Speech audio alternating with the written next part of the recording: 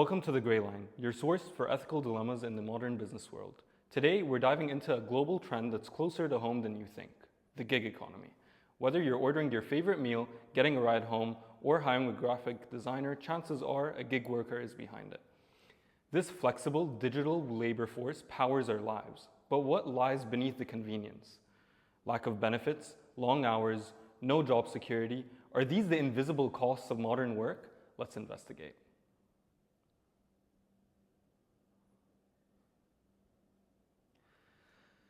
The gig economy refers to short-term freelance or on-demand work, usually facilitated by online platforms. Think Uber, Talabat, Careem, Fiverr, Deliveroo, and Upwork. You name it.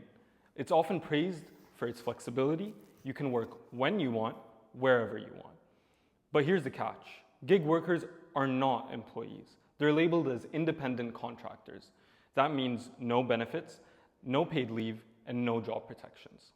You can basically fire anyone, whenever. It's you because you're contracted out, right? Yeah, exactly. And while that may sound ideal for some, it comes at a cost. Companies save millions by avoiding insurance, retirement plans, and severance pay. But the workers, especially delivery riders and drivers, bear the risk. If they get sick, injured, or if their app account gets deactivated, they have no safety net. It's a global trend. According to Statista, over 36% of global workforce is involved in gig work in some form. In the UAE sector, it's booming, especially for food delivery, transport. But let's be honest, while it may seem like the future of work, it raises serious ethical questions. So, in theory, this model provides freedom. In reality, for many, it's a hustle for survival. But the fun thing is that once you have gig work, people who aren't able to get full-time jobs, they also get a sense of some income coming in through the door, right? So that's also like another perspective of this side. Okay, let's start talking about Uber, the poster child of the gig economy. It's convenient, fast, and often cheaper than traditional taxis. But for drivers, the story is different. After costs like fuel, maintenance, and Uber's commission, many report earning less than the minimum wage. According to a study by the Economic Policy Institute, after expenses, US Uber drivers make about $9.21 per hour, which is below minimum wage in many states. And this doesn't include unpaid time waiting for rides. Let's break down why this matters. Gig workers don't get sick leave, no health insurance, no pension, no maternity leave. And even if the rating falls below a certain level, even unfairly, they can be deactivated instantly. Uber and similar companies classify workers as independent contractors to avoid providing these benefits. But this classification has been legally challenged in countries like the UK, Spain, and parts of the US. Now let's look closer to home, in the UAE. In April 2022, Talabat riders organized a protest demanding higher pay. They earned as little as 7.5 dirhams per delivery, with no fuel coverage, no weather compensation, despite working in 40+ degree heat. They do have a small tip option, but let's be honest, because of the non-tipping culture in the UAE, it's very unlikely people are actually giving them a tip in that sense. For sure. In response, Deliveroo workers followed with their own strike after a proposed 30% pay cut. So, it's not looking very favorable for them. The company postponed the cuts, but only after public backlash. So, people stopped using Deliveroo, and that just goes to show how much power the consumers actually have at the end of the day, and how many people are using from the people that are using the app. So, it's an ethical consideration on us for using their app, even though we know that they get paid that little. Yeah. And it gets worse. Riders are penalized for rejecting orders, even if some of these orders send them far away with no return trip. Many don't have medical insurance. In the UAE heat, some faint or collapse while working. And companies often blame third-party logistics providers outsourcing responsibility. But outsourcing ethics doesn't erase the harm. And this isn't just about pay, it's about dignity. These riders keep the system moving, yet they're treated as disposable. Many are migrant workers, they're far from home with very few legal protections and little bargaining power. And while these companies claim to offer opportunities and systematic asymmetry of power is clear, algorithms track every second. A late delivery, a bad review, or a moment of rest can all count against you. And here's the twist. Workers can't see or challenge how the algorithm decides. It's like playing a game where the rules are hidden and the referee is also your boss. So I mean, like, when we order Deliveroo and Talabat, like, a lot of the time it comes late. But we don't realize that when we make a complaint, like, Allah haram, they get cut, like, for their delivery fees and things like that. And they actually have no control because at the end of the day, it's paying for them, right? Yeah.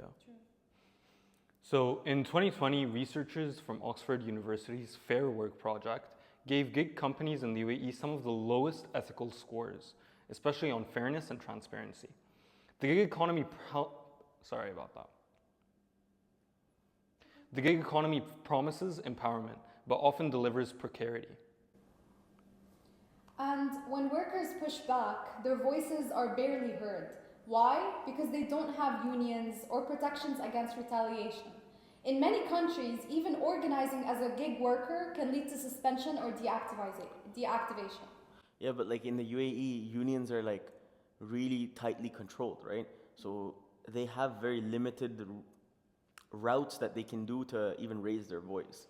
I think So- that in the West in general, though, the entire unionization thing is an issue as well, though. Yeah. I mean, recently the Canada Post went on strike, Oh, they went on and strike? it's been there's Like, no deliveries that have No been one's happening getting their for- mail, which is Exactly. very odd. Like it puts the economy at a complete standstill at that Mm-hmm. point, right?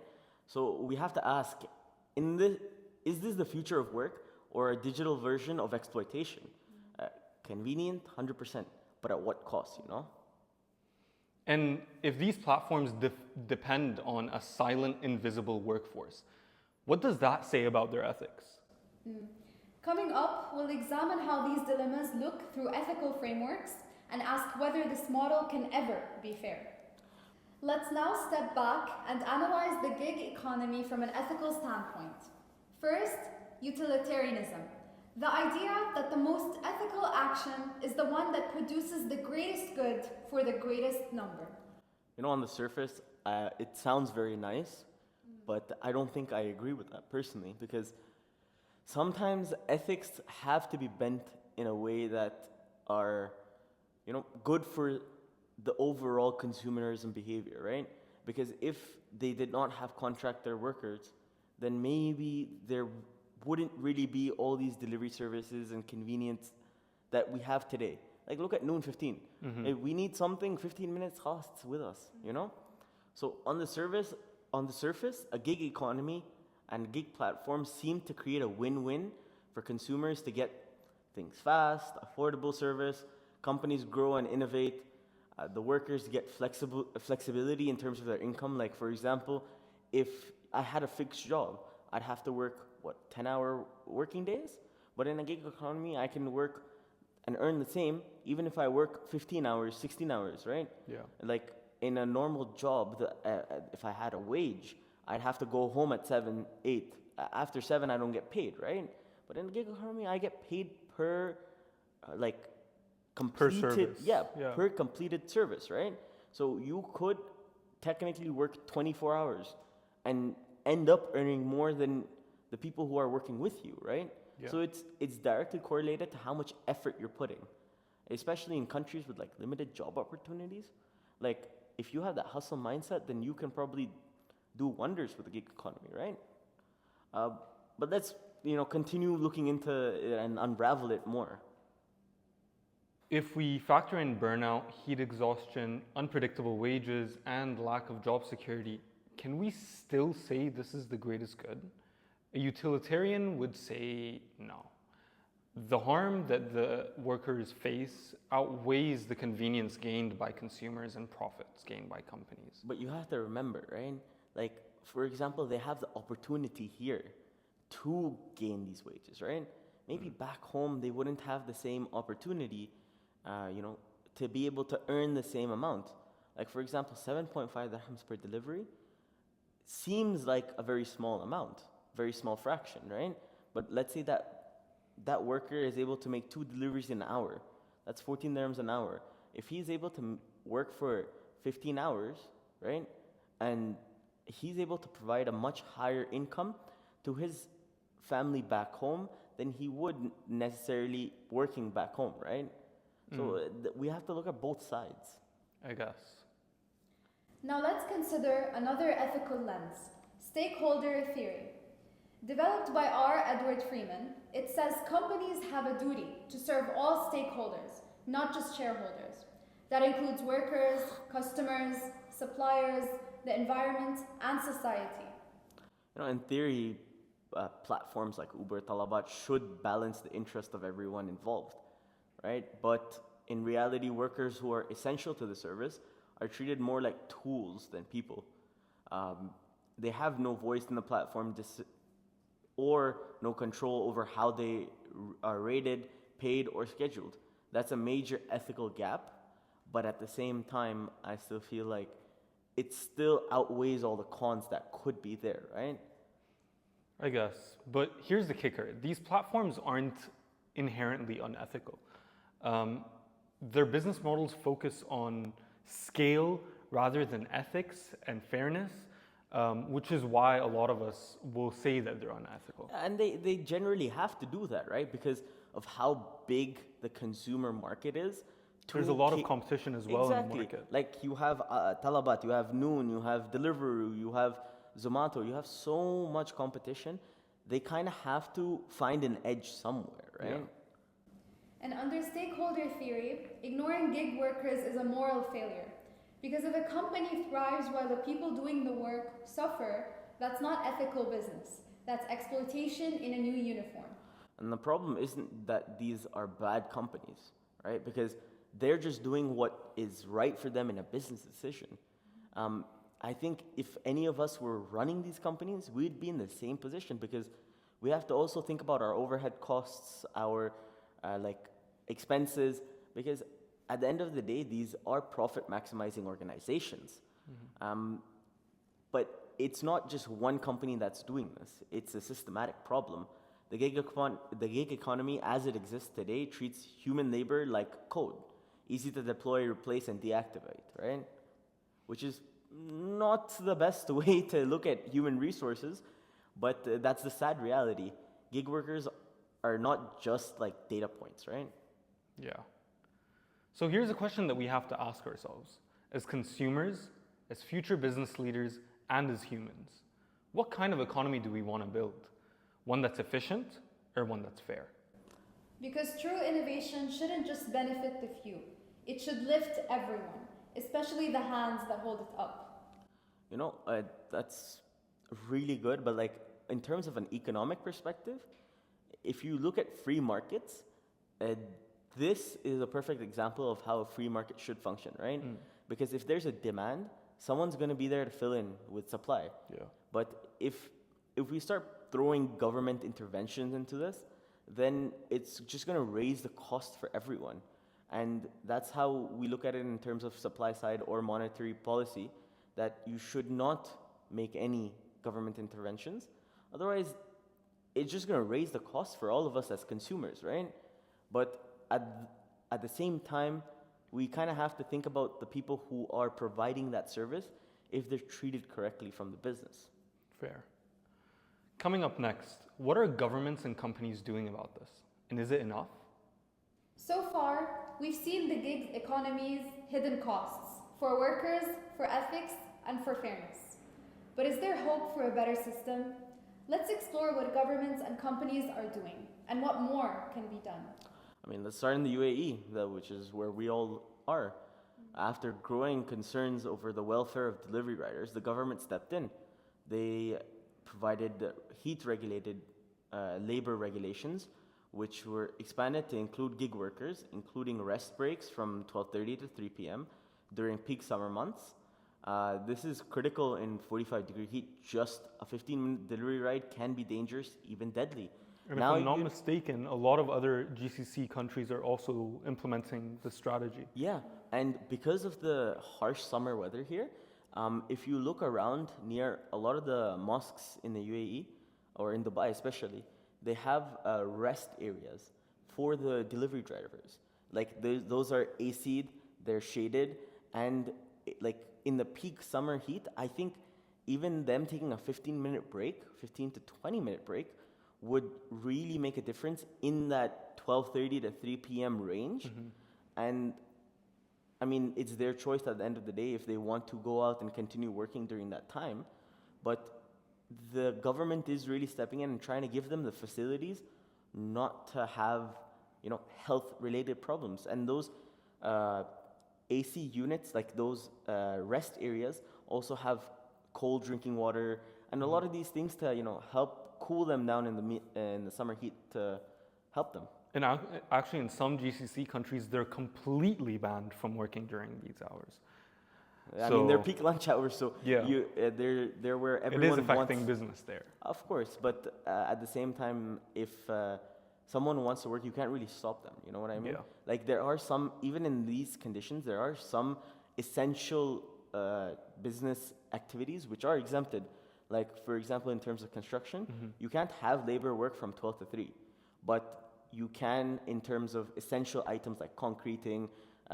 If there's work that can't be stopped, you kind of have to, have the little bit of a leniency there, because otherwise you're not going to be able to make any progress in terms of how the economy is working. It's just going to make everything stand still from 12 to 3, right? You lose 3 hours of the day. So Yeah. it has to be compensated somewhere. Meanwhile, in the European Union, new legislation is being debated that would force companies like Uber, Bolt, and Deliveroo to reclassify gig workers as employees, so long as they meet a few conditions, like being assigned shifts and/or working under strict control. This would mean paid holidays, insurance, sick leave, and many more benefits, redefining what it means to be a gig worker. The problem is Europe. that governments are stepping in. They're doing the right thing in terms of an ethical perspective, but they're really not taking into consideration how that's going to increase business costs, and in turn, obviously, because businesses aren't going to absorb that cost, right? Like, logically speaking, they're going to pass that cost on to the consumer. So right now, how we might see a 1 dirham delivery fee or a 2 dirham delivery fee, that might jump to 5-6 dirhams, right? In the Already has. interim, yeah. It already has. I mean, yeah, like in the interim, you won't notice it, right? Like you're still ordering from Deliveroo out of habit, but over time that compounds, Yeah. and you'll start to see a drop in businesses, their demand for these services. Eventually, it slows everything down, but at what cost would you say? But ultimately, these services are irreplaceable. They are Like you can't. Where else are you gonna go for your pharmacies? For everything is on one app, and you just have access to. Yeah, I mean, unless restaurants, pharmacies, and all these things bring out their own delivery services and provide like free delivery and things like that, I don't think It's an gonna increased work. cost, though. That's for that business, right? If that business is willing to absorb it and take control from Uber, Talabat, all these like different applications, then power to them, honestly. And well, in some markets, platforms are experimenting with halfway solutions.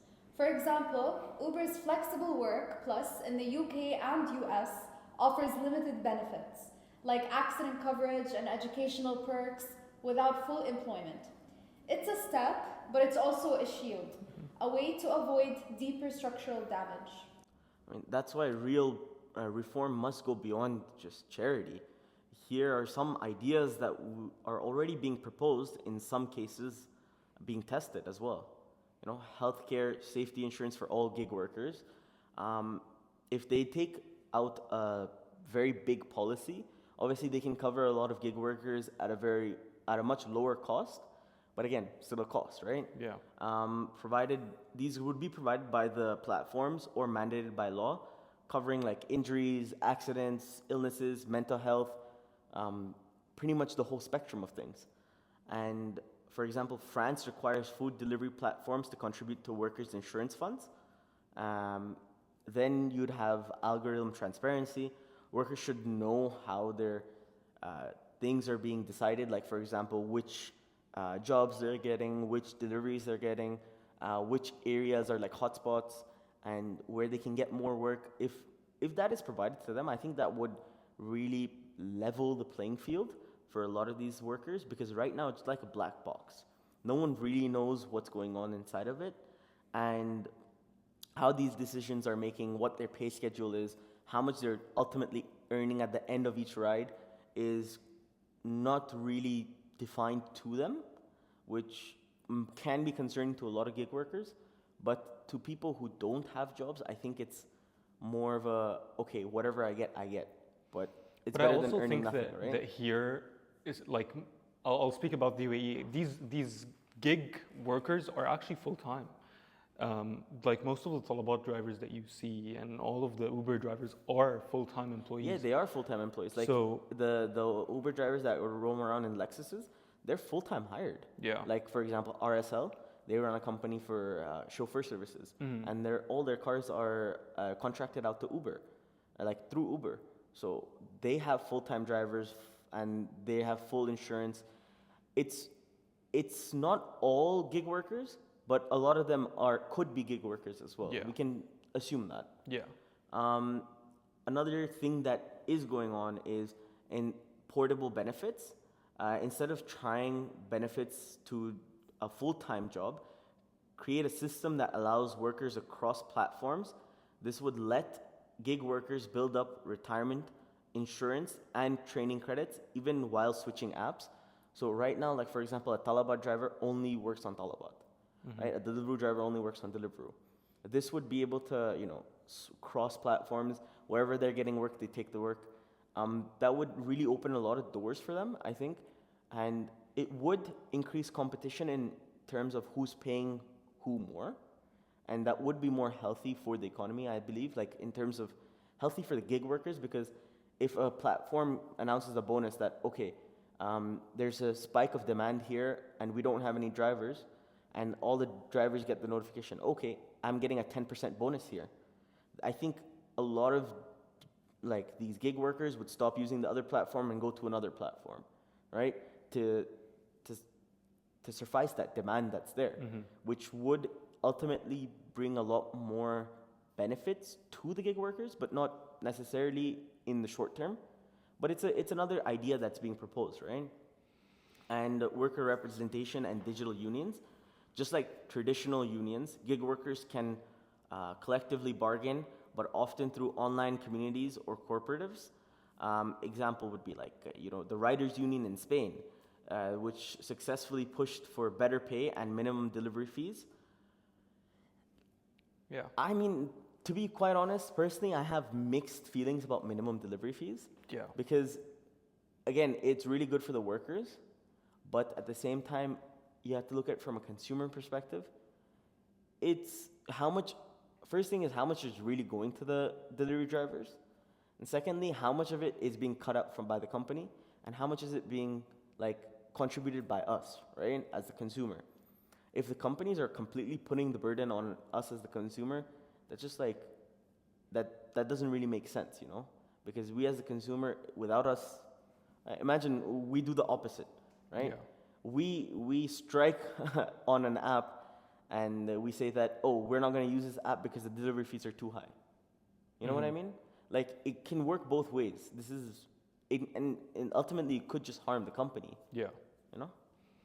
So let's talk about reform a little bit, because reform isn't a one size fits all. Different countries will take different approaches, but the core principle is universal. Everyone wants gig workers to have protections because they are workers and not widgets. And companies don't have to wait for the law to do the right thing. Ethical leadership can redesign platforms with dignity in mind. Imagine this: a delivery app that offers transparent pay, clear rules, health coverage, and community feedback. Wouldn't that build loyalty, trust, and yes, even profit? I mean, yeah, it would, and in the long run, a business that mistreats its foundation will collapse, right? Because without that, without the workers or the human resource that's being provided by these people, what does the company have? A little bit of a small algorithm and a nice fancy office? Without them, they're nothing, right? Like, it goes for all business models. Up next, we'll look at leadership in the gig economy, who's shaping it, who's failing it, and what true ethical vision looks like. Behind every platform is a leadership team, and behind every policy is a choice. Let's talk about ethical leadership, or the lack of it, in the gig economy. Start with Uber. Its former CEO, Travis Kalanick, once said, "We're in a political campaign, and the candidate is Uber." He built a culture of rapid expansion, but also aggression, secrecy, and exploitation. Under his leadership, Uber grew, but at what cost? The company faced over 180 lawsuits and accused of spying on regulators and fostered a culture that treated workers as disposable. That's just not bad press, that's failure of integrity. But today, under Uber's new leadership, it promises reform, like improving transparency and adding some driver perks. But critics argue that the core business model hasn't changed much. The tension between ethics and profit is still unresolved. In contrast, Careem, founded in Dubai, offers a more complex story. While it also relies on flexible labor, its leadership publicly emphasized values like empathy, community, and long-term trust. For example, Careem implemented welfare programs for captains during Ramadan, bonus incentives for top drivers, and more human support. This doesn't mean Careem is perfect, but it shows that platforms can make ethical choices, not just because they're forced to, but because they choose to. Now, ethical leadership is more than just PR. It's about taking responsibility, designing systems where dignity is built, where drivers aren't just users on the back end, but humans with lives, needs, and values. And yes, it means resisting the pressure to grow at any cost. Integrity is expensive, but so is injustice. The gig economy doesn't have to be a race to the bottom. It can be a model for innovation with conscience. If leadership seems fair, not as a threat, but as a foundation. The gig economy promised freedom. Work when you want, earn as you go. But today, that promise comes with a price: insecurity, inequality, and invisibility. And gig workers aren't just icons on the app. They're people with names, families, and futures. And yet, too often, they carry the burden of a system that treats them as tools, not teammates. But change is possible. We've seen governments move, we've seen platforms evolve, and we've seen workers from the UAE to Europe raise their voices. The question now isn't, can the gig economy be ethical? It's, will we demand that it be? Business, government, and society must decide together whether convenience is worth more than fairness. Thank you for watching The Grey Line. Now it's your turn. What do you think? Should gig workers be treated as employees, or is there another way forward? Drop your thoughts in the comment section below, and let's start a real conversation. And if you believe ethics should drive innovation, not just profit, stay with us for more truths behind the business world. Like, share, and subscribe. And thank you for watching The Grey Line.